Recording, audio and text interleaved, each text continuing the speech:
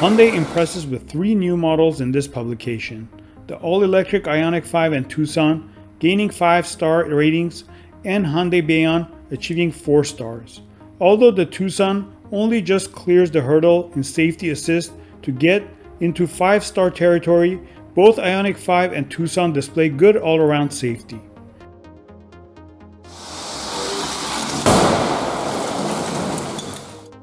The crossover SUV Bayon, fighting its way into an already crowded and highly competitive segment, lacks the center airbag that is standard in the IONIQ 5 and TUCSON.